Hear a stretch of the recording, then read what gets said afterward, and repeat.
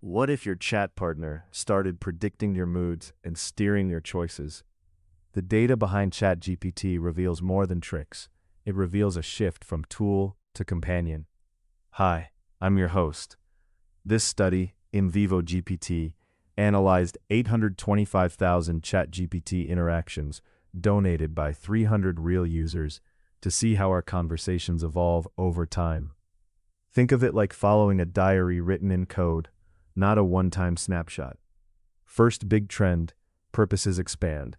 People aren't just asking for quick facts. They're turning to ChatGPT for health questions, mental health support, even life decisions.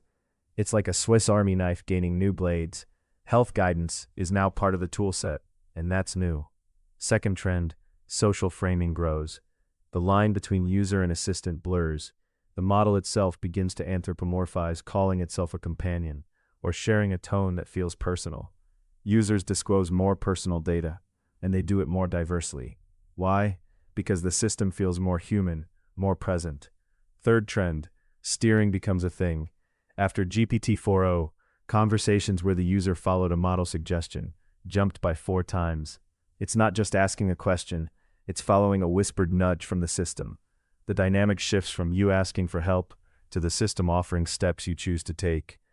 Behind the numbers, the story is practical. 825,000 interactions span months, revealing a slow, steady arc rather than a single dramatic moment. It's like watching a season-long weather forecast instead of a single sunny day. People start practical, then drift into questions about self-improvement, then open up about feelings. The boundaries between tool and friend blur in real life. What does this mean for design and governance? It means we're edging toward AI as social partners, which is powerful but risky. If the system can influence our choices, who is guiding the guidance? How do we protect privacy when personal details flow more freely? And how do we ensure mental well-being when a chat partner becomes a confidant? Put differently, this isn't just about novelty. It's about everyday life, education, work, healthcare, friendships. The human-AI relationship is moving from function to companionship with all the delights and concerns that implies.